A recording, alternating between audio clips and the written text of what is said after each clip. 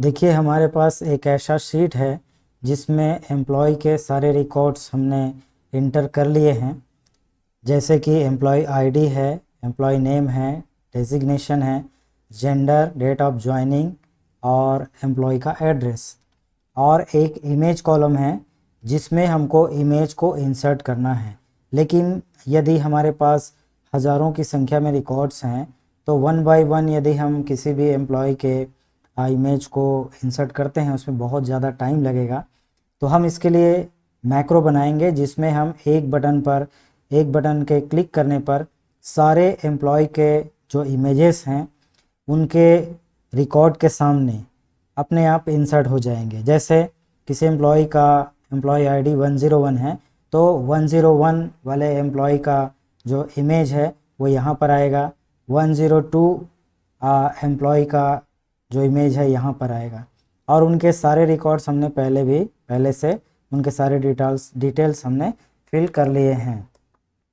ये देखिए टोटल हमारे पास अभी 25 रिकॉर्ड्स हैं। ये 25,000 भी हो सकते हैं। तो ये मैक्रो कैसे बनाते हैं आज हम देखेंगे। दोस्तों नमस्कार, मैं वीरेंद्र भानु और जो कि मैं एक वीबीए और विजुअल बेसिक का प्रोग्रामर हूँ और मैंने बहुत सारे रियल प्रोजेक्ट्स इस फील्ड में बनाए हैं और अपना जो नॉलेज है आपको शेयर करना चाहता हूँ। तो चलिए इस वीडियो को शुरू करते हैं। सबसे पहले हमारे पास डेटा होनी चाहिए, तो डेटा हमने पहले से बना लिए हैं और यहाँ पर हमने एक फ़ोल्डर बनाया हुआ है जिस फोल्डर में हमने एम्प्लॉय के सारे इमेजेस पहले से स्टोर करके रखे हैं।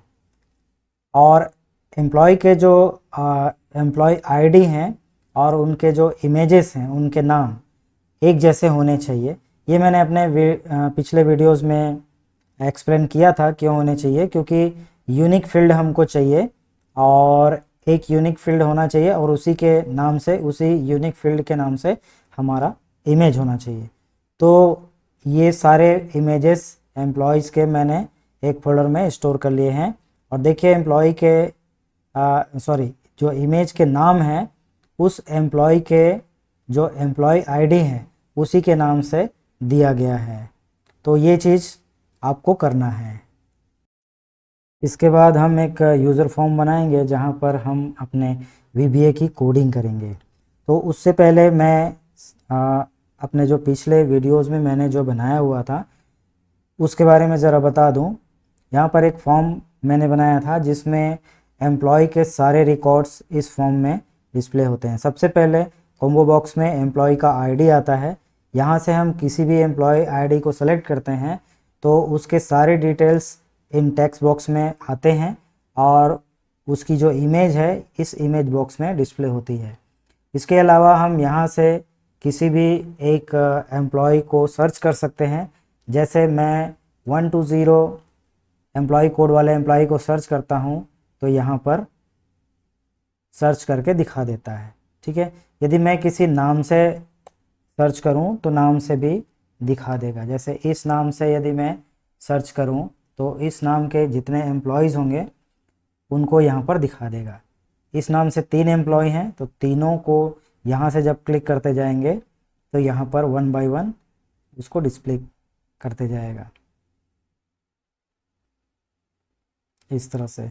उसके बाद ये नेविगेशन बटन मैंने बनाया था, previous, next, last and first. ठीक है, आज हम देखेंगे कि एम्प्लॉयज़ के जो इमेजेस हैं उनको एक साथ हम यहाँ पर एक्सेल शीट में सेल पर कैसे इंसर्ट करा सकते हैं। इतने सारे एम्प्लॉयज़ के जो इमेजेस हैं उनको एक साथ वन बाय वन तो कर ही सकते हैं मैनुअली, लेकिन हम इसको ऑटोमेटिकली करना चाहते हैं कि एक बटन क्लिक करने से सारे एम्प्लॉयज़ के जो इमेजेस हैं इस कॉलम में, इस पर्टिकुलर कॉलम में ऑटोमेटिकली इंसर्ट हो जाने चाहिए। तो चलिए उसको देखते हैं। सबसे पहले हमको एक यूज़र फॉर्म क्रिएट करना पड़ेगा। तो मैंने एक यूज़र फॉर्म पहले से क्रिएट कर लिया है और उनमें कुछ कंट्रोल्स मैंने इंसर्ट कर लिए हैं जिसके बारे में मैं आपको एक्सप्लेन करते जाऊंगा। तो सबसे पहले मैंने कॉम्बो बॉक्स लिया है। ये कॉम्बो बॉक्स क्या करेगा, जितने भी शीट हैं हमारे वर्कबुक में वो सारे शीट्स को यहाँ पर डिस्प्ले करा देगा। ठीक है। और ये जो एक टेक्स्ट बॉक्स है, इस टेक्स्ट बॉक्स में हमको उस रो का नंबर डालना पड़ेगा जिस रो में हमारी हेडिंग्स हैं। जैसे मैं इस शीट की बात करूं, ये हमारा डेटा शीट है। इस शीट में ये जो है हमारा हेडिंग है, हमारे रिकॉर्ड्स की हेडिंग है। तो ये कौन से रो पर है, 1 नंबर रो पर है। यदि ये 2 नंबर रो पर होता तो वहाँ पर 2 डालते। तो ये वाला जो रो नंबर है, हेडिंग्स का रो नंबर, हमको यहाँ पर इस टेक्स्ट बॉक्स में डालना होगा। ठीक है। और उसके बाद ये 2 कॉम्बो बॉक्स मैंने लिया है। ये 2 कॉम्बो बॉक्स में पहला जो कॉम्बो बॉक्स है उसमें क्या डालना है, उसमें उस कॉलम को सेलेक्ट करना है जिस कॉलम में हमारा इमेजेस का नाम है। जैसे शीट में जाकर मैं यदि आपको बताऊं तो ये जो कॉलम है, ये कॉलम हमारे इमेजेस का जो नाम है वो कॉलम है। क्योंकि हमने इमेजेस को कौन सा नाम दिया है, तो एम्प्लॉय के आईडी को हमने नाम के रूप में असाइन किया हुआ है। यानी एम्प्लॉय आईडी के नाम से ही उसका इमेज है। ठीक है। तो हमको इस कॉलम को पहले वाले कॉम्बो बॉक्स में सेलेक्ट करना पड़ेगा, यानी इसमें इसका नाम यदि आप देखेंगे तो ये इसका नाम है CMB पिक्चर्स नेम। ठीक है। और ये वाला जो कॉम्बो बॉक्स है ये इमेज कॉलम है, यानी आप अपने शीट में कौन से कॉलम में इमेज को इंसर्ट करना चाहते हैं। तो ये हमारा इमेज कॉलम है, तो यहाँ पर हम सेलेक्ट करेंगे इमेज। ठीक है। फर्स्ट वाले कॉम्बो बॉक्स में एम्प आईडी और सेकंड वाले में इमेज कॉलम हम सेलेक्ट करेंगे। तो ये कहाँ से होगा, तो यहाँ पर जैसे ही हम यहाँ पे जो शीट है हमारा, जिस शीट में हमारा डेटा है, जिस शीट में हम इमेज इंसर्ट करना चाहते हैं, उस शीट को पहले इस कॉम्बो बॉक्स से सेलेक्ट करेंगे और उसके बाद इस शीट में कौन से रो पर हमारा हेडिंग है इसमें लिखेंगे। फर्स्ट रो है तो 1 लिखेंगे, सेकेंड रो है तो 2 लिखेंगे। और जैसे ही हम यहाँ पर रो नंबर लिख करके टैब दबाएंगे तो यहाँ पर उस रो में जितने भी कॉलम्स हैं, जितने भी हेडिंग्स हैं, इन दोनों कॉम्बो बॉक्स में ऑटोमेटिकली आ जाएंगे। इसके बाद हमको इमेज का पाथ देना होगा। तो ये वाला जो बटन है इससे हम इमेज का पाथ सेलेक्ट करते हैं और जो भी पाथ सेलेक्ट करेंगे वो इस टेक्स्ट बॉक्स में डिस्प्ले होने लगेगा। और फाइनली हमको इंसर्ट पिक्चर्स को क्लिक करना है। जैसे ही हम इंसर्ट पिक्चर्स को क्लिक करेंगे सारे इमेजेस इमेज कॉलम में अपने आप इंसर्ट हो जाएंगे, चाहे वो 10 हों, 20 हों या 20,000 हों, जितने भी हों, सारे इमेजेस एक साथ इंसर्ट हो जाएंगे। तो ये था एक्सप्लेनेशन इन सारे कंट्रोल्स का। अब हम कोडिंग स्टार्ट करते हैं। तो सबसे पहले कोडिंग करनी पड़ेगी हमको यूज़र फॉर्म के लोड इवेंट पर। तो यूज़र फॉर्म में कहीं भी खाली जगह पर हमको डबल क्लिक करना पड़ेगा। ये पहली कोडिंग हमारी होनी चाहिए जो कि यूज़र फॉर्म के लोड इवेंट पर है। लोड इवेंट को यहाँ पर बोलते हैं इनिशियलाइज इवेंट। ये लोड इवेंट ही होता है, यानी कि ये जो इवेंट होता है तब फायर होता है जब फॉर्म फर्स्ट टाइम लोड होता है स्क्रीन पर। ठीक है। तो यहाँ पर हमको कोडिंग करनी पड़ेगी। ये कोडिंग मैंने पहले से कर लिया है समय बचाने के लिए।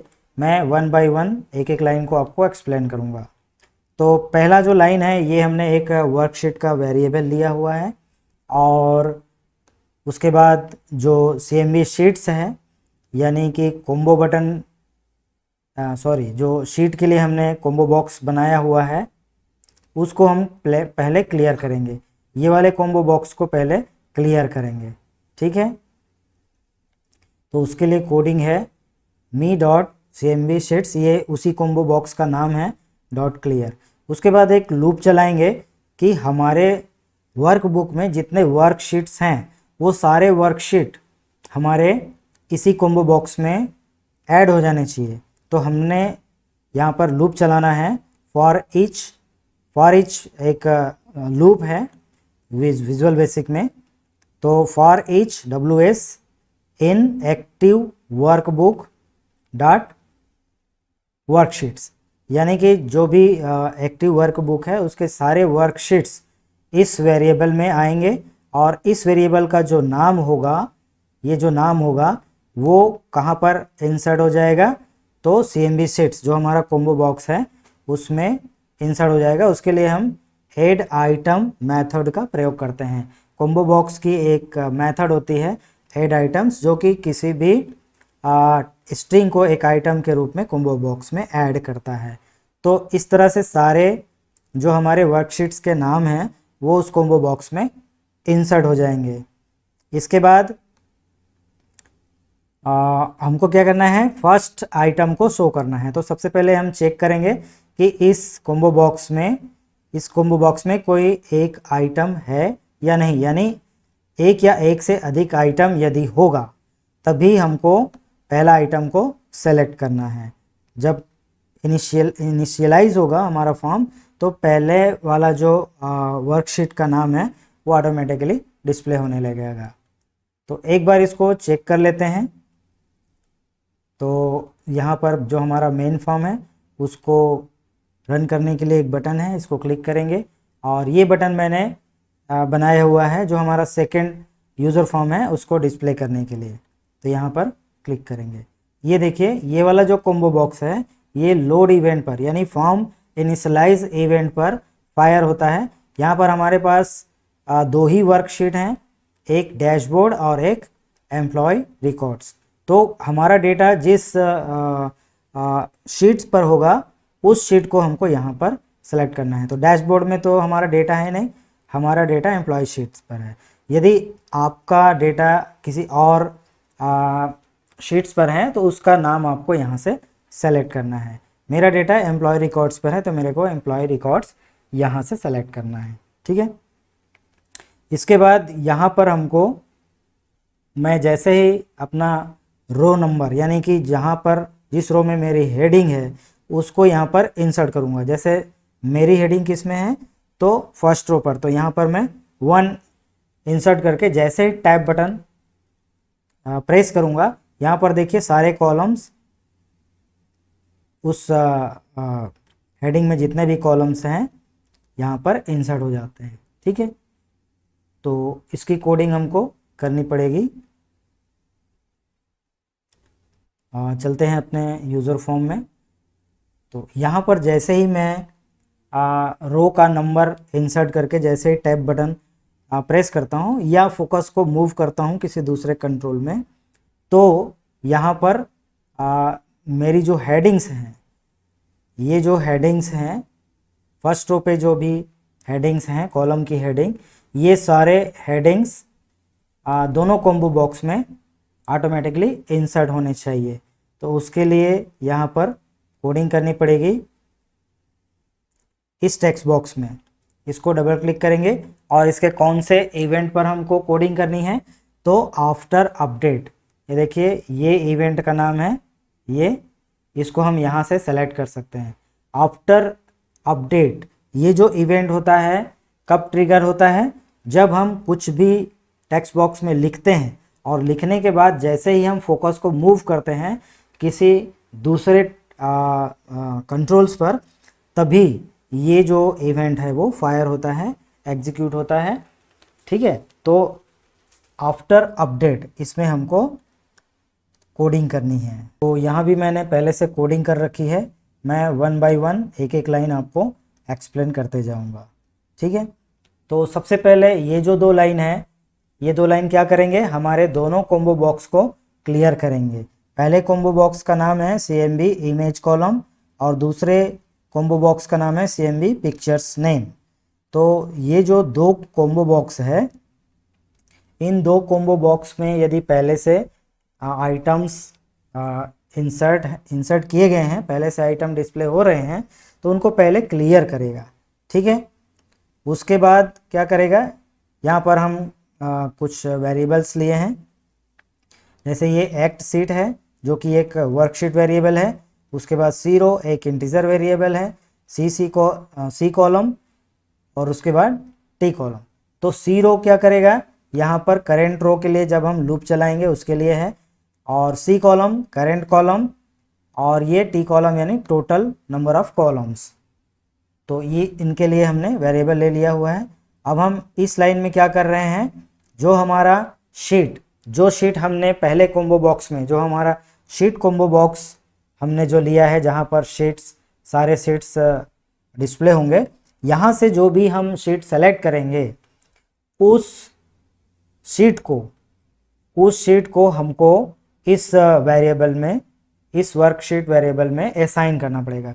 तो उसके लिए ये लाइन है, set act sheet equal to active workbook dot sheets, और यहाँ पर कौन सा शीट, तो me dot cmb sheets dot text, यानी पहले कॉम्बो बॉक्स में शीट वाले कॉम्बो बॉक्स में जो भी हम सेलेक्ट किए हैं उसका टेक्स्ट जो है इस वर्कशीट वेरिएबल में असाइन हो जाएगा। तो इसका फ़ायदा क्या होता है कि आगे हम उस शीट को इस वेरिएबल के थ्रू एक्सेस कर सकते हैं। ठीक है, ये वाली लाइन जो क्या किस नाम से है, सी रो यानी करेंट रो, मी डॉट txt हेडिंग रो डॉट टेक्स्ट, यानी कि यहाँ पर जो भी नंबर हम इंसर्ट करेंगे, जैसे फर्स्ट रो में यदि हेडिंग है तो 1, सेकंड रो में है तो 2, थर्ड में है तो 3, जो भी हम यहाँ पर नंबर इंसर्ट करेंगे उसी रो को इस वेरिएबल में असाइन कर देगा। कौन से वेरिएबल में, सी रो में। तो हमको पता चल जाएगा कि हमारा फर्स्ट रो यानी कि हमारी हेडिंग कौन से रो पर है, तो सी रो पे वो आ जाएगा। टी कॉलम यानी टोटल नंबर ऑफ कॉलम, जो भी हम यहाँ पर रो नंबर दिए हैं उस रो नंबर में टोटल कितने कॉलम्स हैं उसको निकाल करके ये टी कॉलम वेरिएबल में इंसर्ट कर देगा, असाइन कर देगा। तो यहाँ पर देखिए हमारी हेडिंग्स में कितने कॉलम हैं, 1 2 3 4 5 6 7 कॉलम्स हमारे इस हेडिंग्स में हैं। तो यहाँ पर टोटल नंबर ऑफ कॉलम्स कितने हो जाएंगे, 7। तो उसके लिए ये पूरा कमांड है, इसको मैंने पिछले वीडियोस में भी एक्सप्लेन किया था, ये कमांड आप लिख लेंगे। इसके बाद हम क्या करेंगे, लूप चलाएंगे। लूप कहाँ से कहाँ तक चलेगा, फर्स्ट कॉलम से लेकर के लास्ट कॉलम यानी कि टी कॉलम। ठीक है, तो फॉर लूप यहाँ पर मैंने यूज़ किया हुआ है जो कि 1 से स्टार्ट होगा और 7 पर, अभी इस कंडीशन की बात कर रहा हूँ, इस वर्कशीट में हमारा 7 कॉलम है तो 7 तक चलेगा। ये 70 कॉलम भी हो सकता है, यदि 70 कॉलम होगा तो 70 तक चलेगा, यानी कि टी कॉलम का जो भी वैल्यू होगा वहाँ तक चलेगा। उसके बाद यहाँ पर हम क्या करेंगे, एक कंडीशन लगाएंगे, इफ़ एक्ट शीट यानी जो हमारा एक्टिव शीट है उसका जो सेल्स है सी रो और सी कॉलम, यानी कि जो हमारा फर्स्ट कॉलम है उसका जो वैल्यू है वो यदि नॉट इक्वल टू स्ट्रिंग है, ठीक है, तो हमको क्या करना पड़ेगा, यहाँ पर उसको ऐड करना पड़ेगा। यानी कि इस कॉलम में, जैसे कि मान लीजिए ये हमारा कॉलम है, मान लो इस कॉलम में क्या हो गया, यहाँ पर ब्लैंक है, ठीक है, तो ब्लैंक होगा तो इस कॉलम को छोड़ देगा। ठीक है, यानी कि इस हेडिंग रो में जो भी कॉलम एम्प्टी होगा उसको वो छोड़ देगा, और यदि एम्प्टी नहीं होगा तो वो क्या करेगा, उस कॉलम का जो नाम है उसको इन 2 कॉम्बो बॉक्स में ऐड कर देगा। ठीक है, एक इमेज कॉलम नाम से हमारा कॉम्बो बॉक्स है, दूसरा पिक्चर्स नेम के नाम से हमारा कॉम्बो बॉक्स है। ठीक है, तो ये 2 लाइन जो है उसी के लिए है कि हमारा ये जो कॉम्बो बॉक्स है उसमें ऐड आइटम हम मेथड लगाए हैं, और एक्टिव शीट का जो सेल्स है, कौन सा सेल्स, सी रो और सी कॉलम। ठीक है, तो सी रो हमारा ये हो गया, हमारा जो हेडिंग का रो है, और कॉलम 1 से 7 तक जो लूप चल रहा है तो ये कॉलम को रिप्रेजेंट कर रहा है सी कॉलम, तो उसके वैल्यूज़ को इन दोनों टेक्स्ट बॉक्स में ऐड कर देगा। तो इससे होगा ये कि हमारा जो हेडिंग का जो भी कॉलम है, जो भी कॉलम नेम है, वो दोनों टेक्स्ट दोनों कॉम्बो बॉक्स में ऐड हो जाएंगे। इसके बाद हम चेक करेंगे यदि इमेज कॉलम कॉम्बो बॉक्स में उसका जो लिस्ट काउंट है, यानी टोटल नंबर ऑफ जो रिकॉर्ड्स हैं उसके टोटल नंबर ऑफ जो लिस्ट है, जो आइटम है, यदि वो 0 से बड़ा होता है, यानी कम से कम यदि एक नाम भी है, एक आइटम है, तो उसको हमको क्या करना है, फर्स्ट आइटम को उसमें शो करा देना है। ठीक है, इनिशलाइज करना है। इसका मतलब है कि कॉम्बो बॉक्स को हम इनिशलाइज करते हैं फर्स्ट वैल्यू। ओके, अब हम कोडिंग करेंगे इस बटन की। ये बटन क्या करेगा कि आपको आपका जो इमेजेस है, जिस फोल्डर में आपने सारे इमेजेस स्टोर करके रखे हैं, उसका पाथ सेलेक्ट करने के लिए ये बटन हमको क्लिक करना है। जैसे ही आप क्लिक करेंगे एक फोल्डर सेलेक्शन वाला डायलॉग बॉक्स ओपन होगा, वहाँ से सेलेक्ट कर सकते हैं। ठीक है, तो इसकी कोडिंग हम देख लेते हैं, और जो भी हम फोल्डर सेलेक्ट करेंगे उसका पूरा पाथ इस टेक्स्ट बॉक्स में आएगा। ठीक है, तो इसकी कोडिंग हम देखते हैं। इसके क्लिक इवेंट पर हमको कोडिंग करना है। तो पहला जो ये जो 2 लाइनें हैं ये वेरिएबल्स के लिए है। पहला वेरिएबल है हमारा फोल्डर डायलॉग, यानी हमको फोल्डर डायलॉग शो करना है। तो ये फोल्डर डायलॉग हमने एक वेरिएबल क्रिएट किया है जिसका टाइप क्या होगा, फाइल डायलॉग, है ना। फाइल डायलॉग में आप फोल्डर भी शो करा सकते हैं, फाइल्स को भी शो करा सकते हैं, या फिर आप कोई भी फाइल है उसको सेव करने के लिए उसका इस्तेमाल कर सकते हैं। उसको आपको कैटेगरी को बाद में देना पड़ेगा।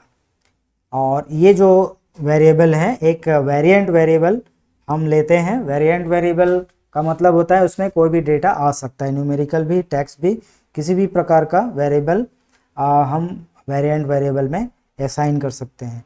तो ये सेलेक्टेड फोल्डर जो भी हमारा होगा, जो भी हम सेलेक्ट करेंगे उसका जो फोल्डर होगा वो यहाँ पर आ जाएगा।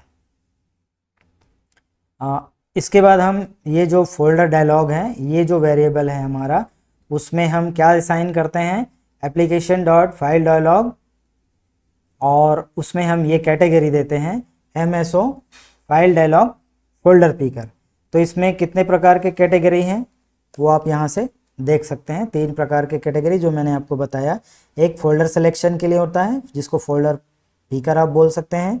दूसरा होता है फाइल डायलॉग, यानी कि वो भी फाइल को यदि आपको ब्राउज़ करना है उसके लिए। और एक होता है सेव एज, यानी कोई भी चीज़ को आपको यदि सेव करने के लिए डायलॉग बॉक्स शो करना है। ठीक है, तो हम अभी इसको फोल्डर के लिए यूज़ कर रहे हैं, इसलिए फोल्डर पिकर हमको यहाँ से कैटेगरी देना पड़ेगा। इसके बाद यहाँ पर हम उस डायलॉग बॉक्स का टाइटल दे सकते हैं जो उसके टाइटल बॉक्स में शो होगा। और ये मैंने टेम्परली यहाँ पर दिया हुआ था, इसको हटा देता हूँ।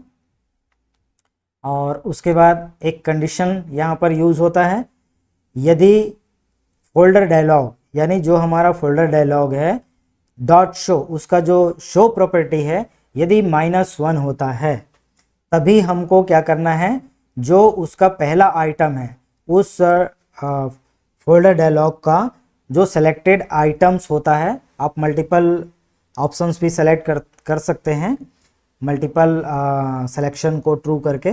तो यदि उसमें मल्टीपल सिलेक्शन हुआ है या नहीं हुआ है, तो हमको उसको फर्स्ट आइटम्स को, यदि मल्टीपल सिलेक्शन है तो भी और सिंगल सिलेक्शन है तो भी, उसके फर्स्ट आइटम को हमको क्या करना है, इस वेरिएबल में असाइन करना है, जो कि हमारा वेरिएंट वेरिएबल है सेलेक्टेड फोल्डर। तो सेलेक्टेड फोल्डर का जो पूरा पाथ है इस वेरिएबल में आ जाएगा, और इसके वैल्यूज़ को हमको क्या करना है, टेक्स्ट बॉक्स में शो करा देना है। उस टेक्स्ट बॉक्स का क्या नाम है, txt इमेज पाथ, जो कि मैंने यहाँ पर आपको बताया इसमें। ठीक है, तो इतनी चीज़ों को हम पहले एक बार रन करके देख लेते हैं, फिर फाइनल हम इस बटन को देखेंगे। ठीक है, तो इसको मैं एक बार रन करता हूँ।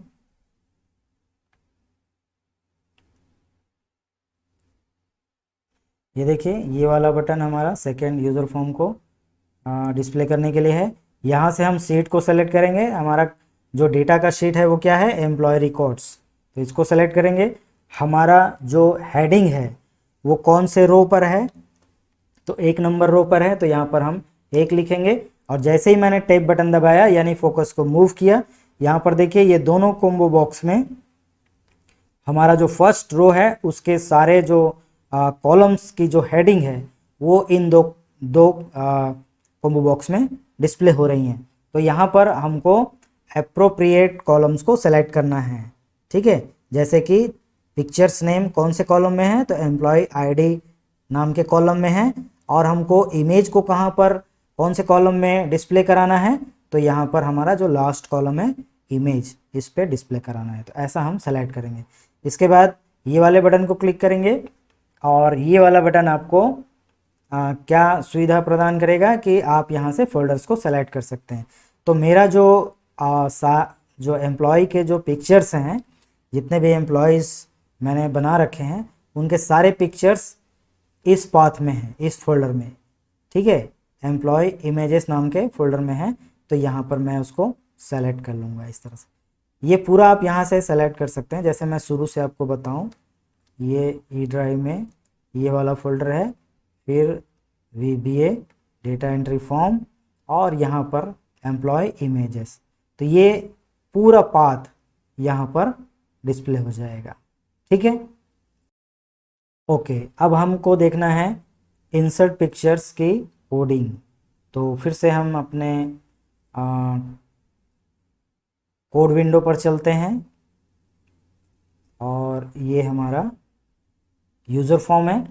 अब फाइनल हम इस बटन की कोडिंग देखेंगे। तो इस पर मैं डबल क्लिक कर रहा हूँ। ये देखिए ये कोडिंग है, इसको भी मैंने पहले से लिख के रखा है। अब 1 बाय 1 मैं इसको एक्सप्लेन करूँगा।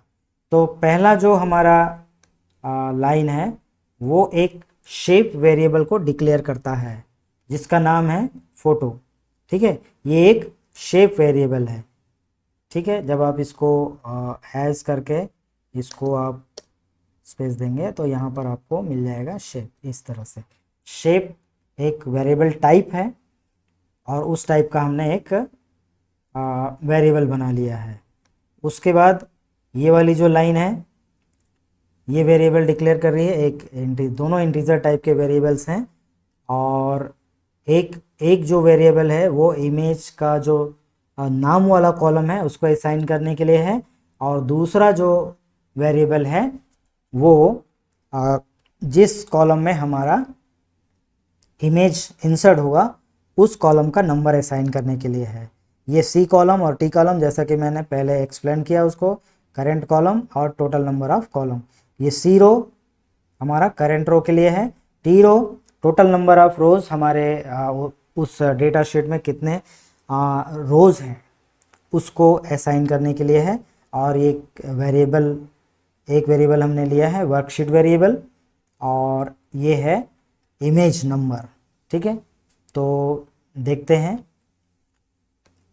इन वेरिएबल्स का कहाँ कहाँ पर उपयोग होता है। तो इमेज नंबर को हमने क्या किया है, 1 नंबर से असाइन किया हुआ है, यानी इमेज की नंबरिंग यदि अब हम करना चाहते हैं तो फर्स्ट नंबर से स्टार्ट होगा। हालांकि हम इमेज के नंबर्स को जो हमारे वर्कशीट पर इंसर्ट होगा उस इमेज के नाम को, उसके नंबर्स को हम एम्प्लॉय आईडी के नाम से भी असाइन कर सकते हैं। क्योंकि कोई भी पिक्चर्स जब आप वर्कशीट में इंसर्ट करते हैं तो वो पिक्चर 1, पिक्चर 2, पिक्चर 3 या शेप 1, शेप 2, शेप 3 इस तरह से ऑटोमेटिकली बाय डिफ़ॉल्ट वो नाम जो है असाइन होता जाता है वर्कशीट में।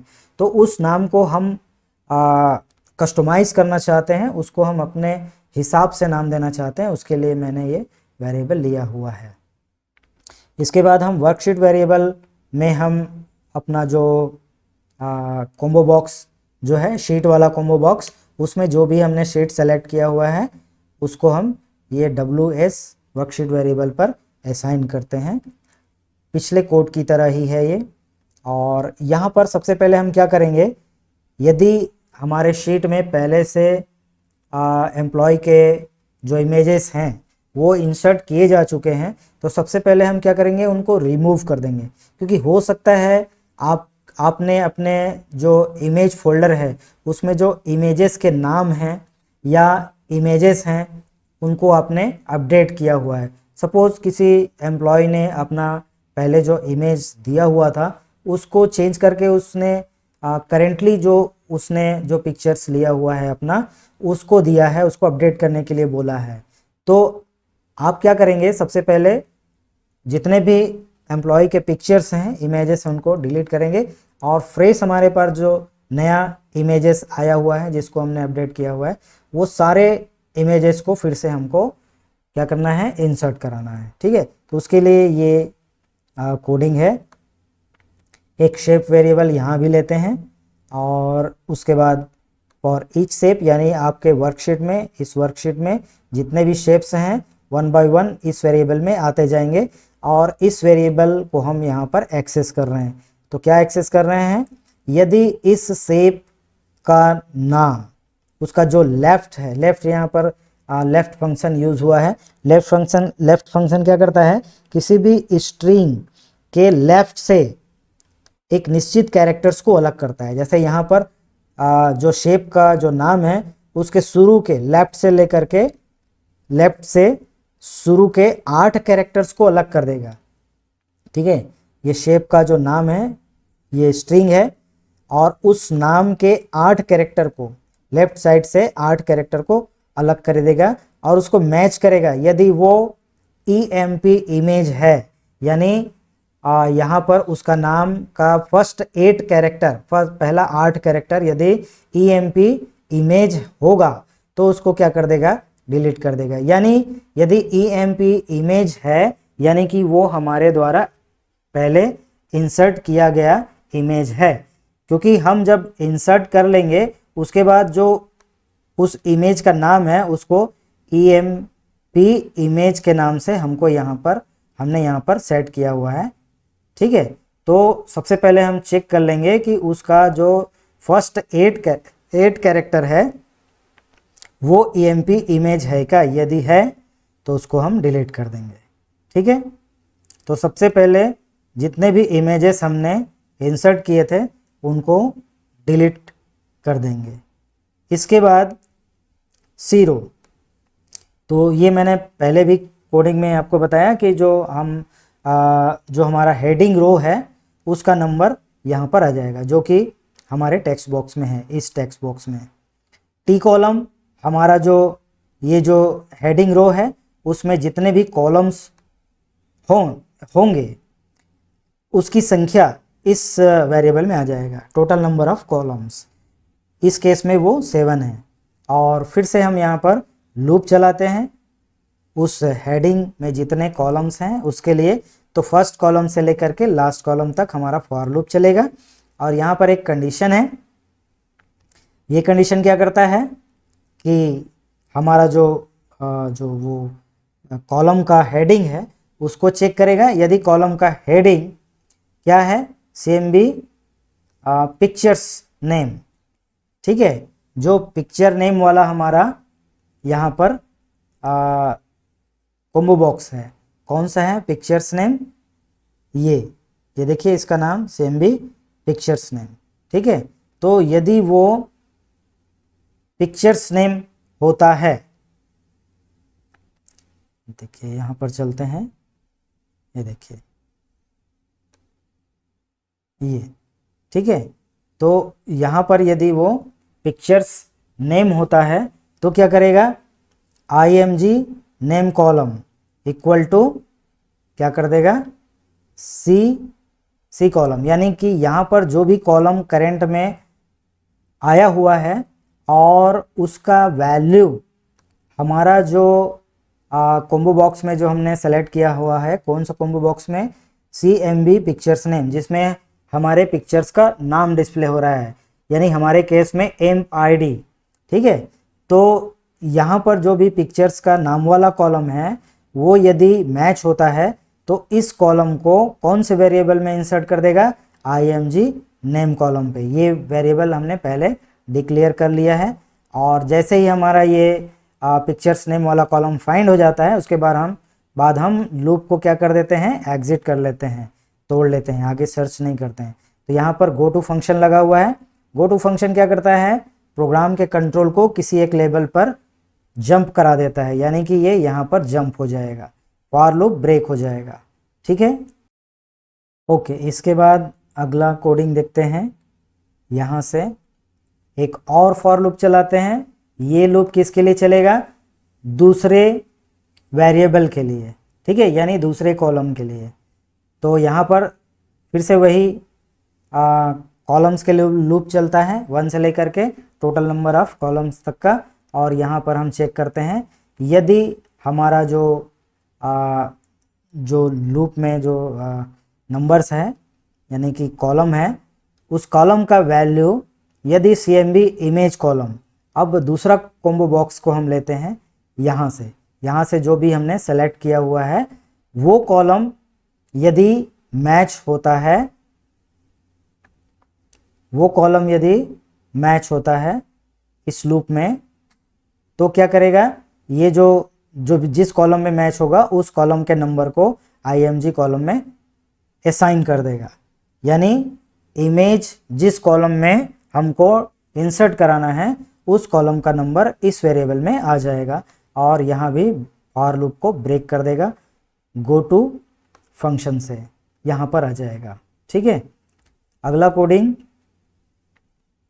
इसके बाद हम क्या करते हैं, अपने शीट के नंबर ऑफ रोज, यानी जितने भी रोज हैं वो 100 हो सकते हैं, 200 हो सकते हैं, 1000, 2000, 20000, 25000, जितना भी है, तो टोटल नंबर ऑफ रोज हमारा इस वेरिएबल में आ जाएगा। ये उसकी कोडिंग है। ठीक है, और उसके बाद यहाँ पर हमने फिर से 2 वेरिएबल लिया हुआ है, एक TMP रो और एक फाइल नेम का। ठीक है, इसका यूज़ देखेंगे क्या होगा, एक लॉन्ग टाइप का है और एक स्ट्रिंग टाइप का है। ठीक है, तो इसके बाद हम एक लूप चलाते हैं। ये लूप चलेगा रो के लिए, अभी तक हमने कॉलम्स के लिए लूप चलाया, अब हम रो के लिए लूप चलाएंगे। ठीक है, यानी हमारे शीट में जितना भी रो होगा उसके लिए लूप चलेगा, और लूप 1 बाय 1 एक एक रिकॉर्ड को, एक एक रो को चेक करेगा। ठीक है, तो यहाँ पर फॉर लूप यूज़ किया गया है TMP रो पर, और ये सी रो यानी हमारा जो हेडिंग वाला जो रो है, ठीक है, उसमें एक जोड़ करके, ठीक है, उसमें हम एक जोड़ेंगे, यानी हमारा हेडिंग वाला रो कौन सा है, एक, तो इसमें एक और जोड़ देंगे तो दूसरे रो से स्टार्ट होगा ये लूप, और कहाँ तक चलेगा, जो भी टोटल नंबर ऑफ रो होगा वहाँ तक चलेगा। यहाँ पर मैं शीट को आपको शो करके दिखाऊंगा तो ज़्यादा समझ में आएगा। देखिए हमारा जो हेडिंग रो है क्या है उसका नंबर 1, तो यहाँ पर 1 + 1 यानी 2, हमको यहाँ से स्टार्ट करना है क्योंकि एक्चुअल रिकॉर्ड हमारा 2 नंबर से शुरू हो रहा है। और ये कहाँ तक जाएगा, तो ये जाएगा 26 रो नंबर तक। ठीक है, ये देखिए 26 रो नंबर तक। अभी मैंने टोटल 25 रिकॉर्ड ही लिए हैं, ये 25,000 भी हो सकता है। तो ये 1 बाय 1 चलेगा, और ये चेक करते जाएगा किसको, इसको, ये वाला जो कॉलम का जो वैल्यू है इसको चेक करते जाएगा 1 बाय 1। जैसे इस सेल को पहले चेक करेगा, फिर इसको चेक करेगा, फिर इसको चेक करेगा। तो इसके लिए हमको क्या करना है, एक इफ कंडीशन लगाना है। ठीक है, तो यहाँ पर हम लूप में चलते हैं, और कंडीशन के पहले यहाँ पर हमने क्या किया हुआ है, ये देखिए फाइल नेम, एक वेरिएबल हमने स्ट्रिंग टाइप का लिया हुआ है, ये देखिए। और इस वेरिएबल में हम क्या करते हैं, तो me.txt इमेज पाथ txt, जो हमारा पाथ है, जो हमने पाथ सेलेक्ट किया था, यहाँ पर जो टेक्स्ट आएगा वो हमारा इमेज फोल्डर का पाथ होगा। तो इस पाथ को हम ले लेंगे, और ये देखिए ये पाथ आ गया यहाँ तक, और ये सेपरेटर है। ठीक है, सेपरेटर के बाद हमको क्या लेना है, फाइल का नाम। तो हमारा फाइल का नाम क्या होगा, जो फर्स्ट कॉलम में है, जो MID जो हमारा कॉलम है वही हमारा एक्चुअल फाइल का नाम है, तो उसका वैल्यू हम यहाँ पर ले लेंगे। तो ये TMP0, ये TMP0 का जो भी करेंट रो होगा लूप में वो ले लेंगे। और कॉलम कौन सा लेंगे, तो कॉलम हमारा जो भी इमेज नेम कॉलम होगा, तो इमेज नेम कॉलम कौन सा है हमारा, फर्स्ट कॉलम। तो फर्स्ट कॉलम और ये जो 1 बाय 1 जो रो हमारा लूप में चल रहा है वो, यानी कि हमको यहाँ पर क्या करना है, इस शीट में 1 बाय 1 इनको सेलेक्ट करते जाना है, जैसे 101 और ये 102 103। यानी हमारा जो एम्प्लॉय का जो इमेज है, इस वाले एम्प्लॉय का जो इमेज है उसका नाम हमारे फोल्डर में हमने क्या रखा है, 101.jpg। वैसे ही दूसरे एम्प्लॉय का जिसका एम्प्लॉय आईडी 102 है, उसका नाम हमने क्या रखा है, 102.jpg। तो ये हम यहाँ से इस सेल से वैल्यूज़ को 1 बाय 1 करके ले रहे हैं और यहाँ पर उसको असाइन कर रहे हैं, और लास्ट में हम यहाँ पर क्या असाइन कर देते हैं, .jpg। तो ये हमारा पूरा फाइल का नाम हो गया, जो कि हम उस फोल्डर में सर्च कर सकते हैं। ठीक है, अब यहाँ पर हम एक कंडीशन लगाते हैं, इफ़ dir एक फंक्शन है जो कि किसी भी फाइल को चेक करता है किसी एक पर्टिकुलर फोल्डर में। यदि वो फाइल मैच करता है, ठीक है, तो वो रिटर्न करता है फाइल का नाम, और यदि वो मैच नहीं करता है तो आपको रिटर्न करता है एम्प्टी स्ट्रिंग। ठीक है, तो यहाँ पर देखिए हमने क्या किया, यहाँ पर हमने जस्ट मिनट,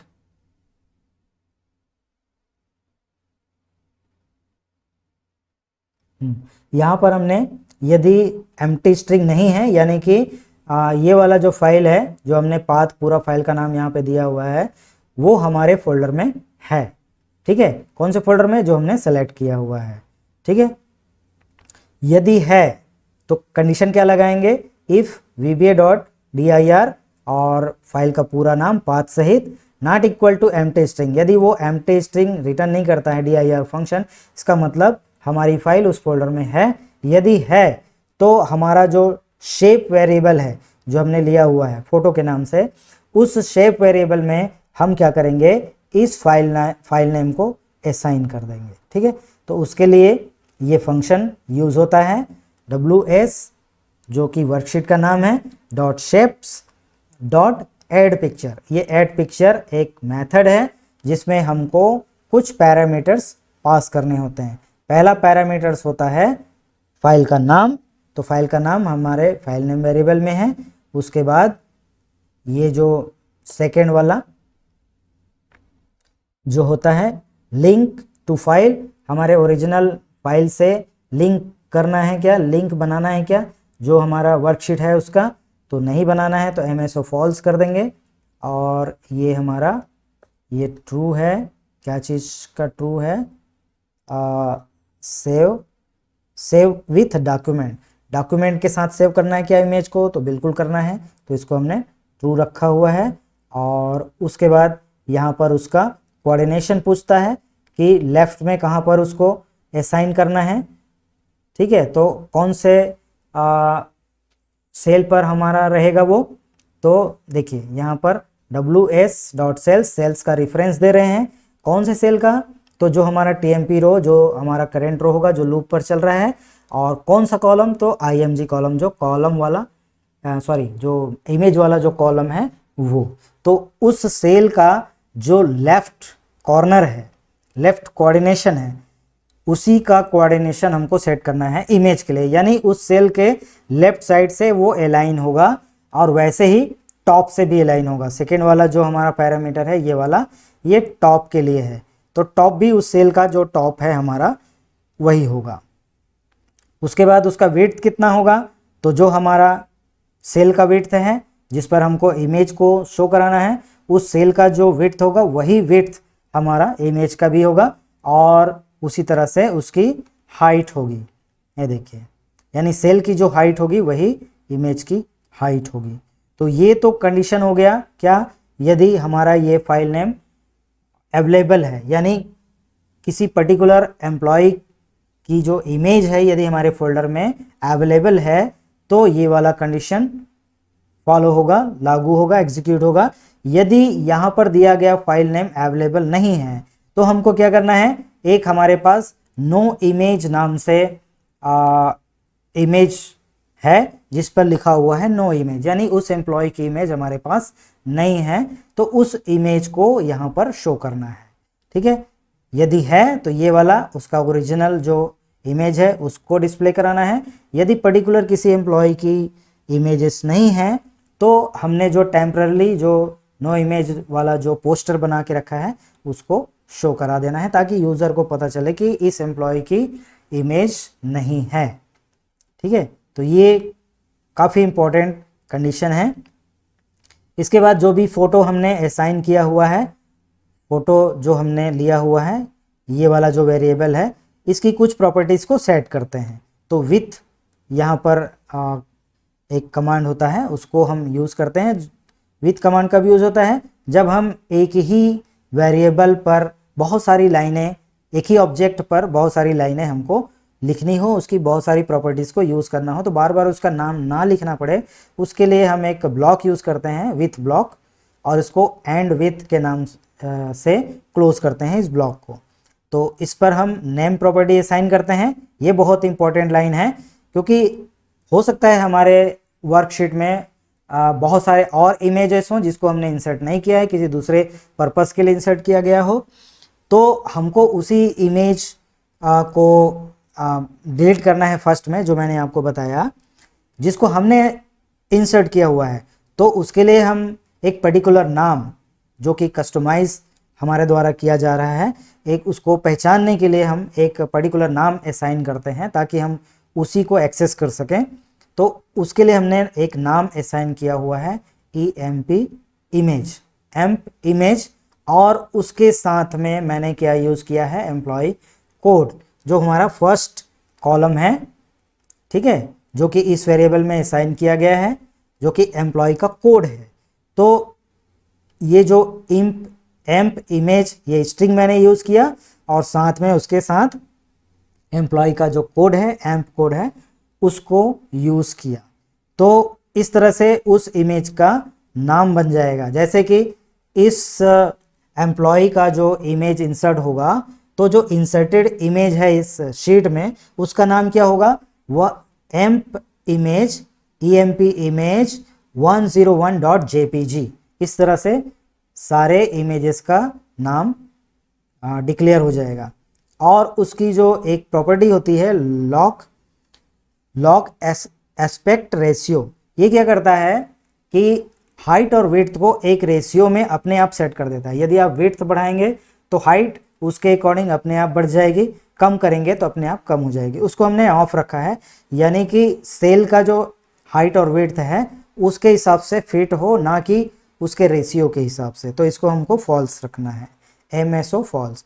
और प्लेसमेंट हमने दिया है इसका वैल्यू 1।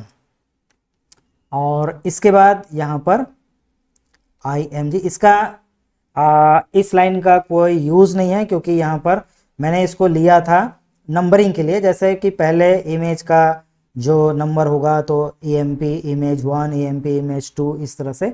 तो यदि नंबर के हिसाब से हमको लेना होगा तो यहाँ पर हम इसको ऐसा कर सकते हैं, इस तरह से, और इसको हम क्या कर सकते हैं, कमेंट कर सकते हैं, हटा सकते हैं।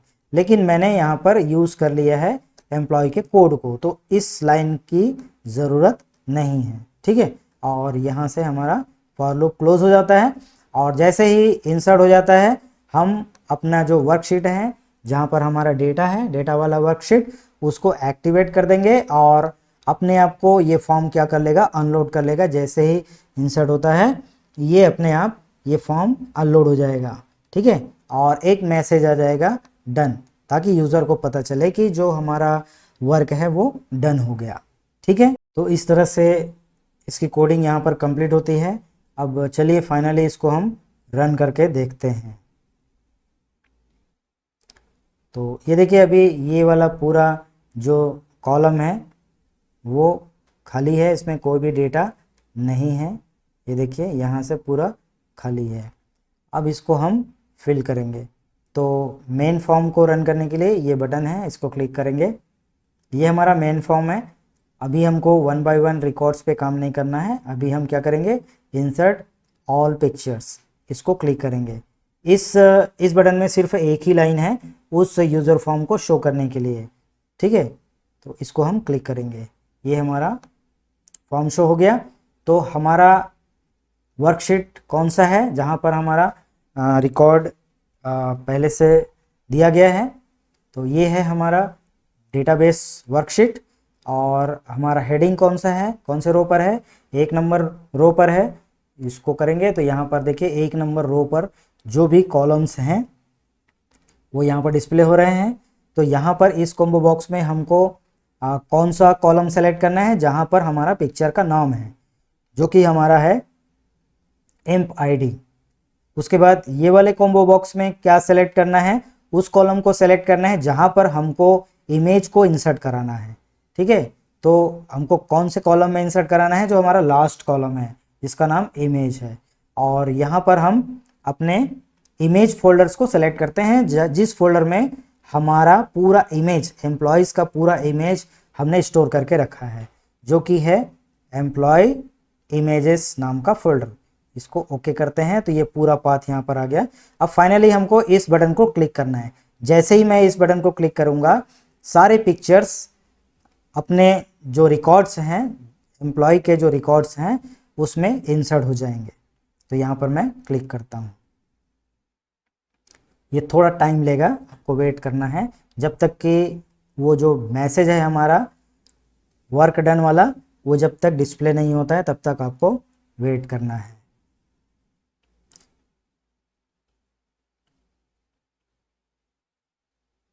ये देखिए, ये 1 बाय 1 करके ऑटोमेटिकली इंसर्ट कर रहा है, आपको मैनुअल इंसर्ट करना नहीं पड़ेगा।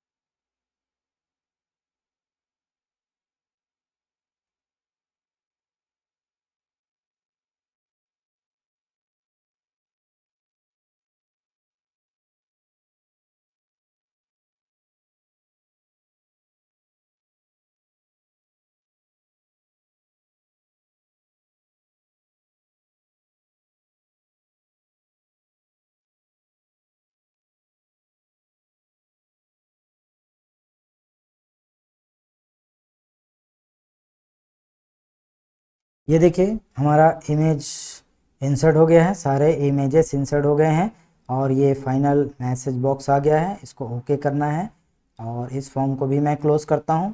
ये देखिए, यहाँ पर सारे इमेजेस हमारे इंसर्ट हो चुके हैं, ये देखिए। और ये इमेज बिल्कुल करेक्ट इमेज है, यानी कि ये जो एम्प्लॉय है, कोई भी आप ले सकते हैं। जैसे ये एम्प्लॉय है, इसका एम्प्लॉय कोड है 122, तो 122 में ये वाली इमेज है, ठीक है। उसको उसने यहाँ पर इंसर्ट किया हुआ है। जैसे कि मैं अपने फोल्डर में चेक करूँ, यदि 122, तो 122 जो इमेज है, ये देखिए, ये सेम इमेज, ये जो इमेज है, ये सेम इमेज यहाँ पर इंसर्ट हुआ है, ये देखिए, ठीक है। तो इस तरह से हम एक ही क्लिक में सारे एम्प्लॉयज़ के इमेजेस को एक साथ इंसर्ट कर सकते हैं, वो भी करेक्ट इमेज। जिस एम्प्लॉय का जो इमेज है वही उसके रिकॉर्ड के सामने इंसर्ट होगा। और इसका नाम भी देखिए, हमने जो कस्टम नाम दिया हुआ था, ये देखिए, EMP इमेज 122, इसका होगा 121, EMP इमेज 121, इस तरह से, जो कि एम्प्लॉय कोड के हिसाब से है, ठीक है। तो इस तरह से हम एक ही साथ एक बार में ही सारे एम्प्लॉयज़ के इमेजेस को इंसर्ट कर सकते हैं। ये कोई मैटर नहीं करता है कि आपके पास कितने एम्प्लॉयज़ हैं। अभी मेरे पास 25 एम्प्लॉय हैं, जो कि मैंने एग्जांपल के लिए लिए हैं। आपके पास हो सकता है 25,000 का एम्प्लॉय रिकॉर्ड हो, कोई दिक्कत नहीं है, एक क्लिक में वो सारे रिकॉर्ड्स, सारे इमेजेस जो हैं इंसर्ट हो जाएंगे, ठीक है। तो ओके फ्रेंड्स, ये था बहुत ही इम्पोर्टेंट और यूज़फुल वीडियो। उम्मीद है आपको पसंद आया होगा। अगली बार मैं इसी प्रोग्राम को एडिंस के रूप में कैसे सेव करते हैं, यानी एक्सेल में एडिंस फाइल कैसे बनाया जाता है और कैसे इंसर्ट किया जाता है, उसके लिए मैं वीडियो बनाऊंगा। तो मेरा अगला वीडियो ज़रूर देखिएगा। एडिंस फाइल्स क्या होते हैं, कितने उपयोगी होते हैं, कहाँ पर उपयोग करते हैं, वो सारा मैं एक्सप्लेन करूंगा। तो इस वीडियो में फ़िलहाल इतना ही। उम्मीद है आपको बहुत पसंद आया होगा, और पसंद आया तो मेरे वीडियो को लाइक करिए, शेयर करिए, कमेंट करिए और चैनल को सब्सक्राइब करिए। और मिलते हैं अपने अगले वीडियो पर। तब तक के लिए bye bye. Thank you very much.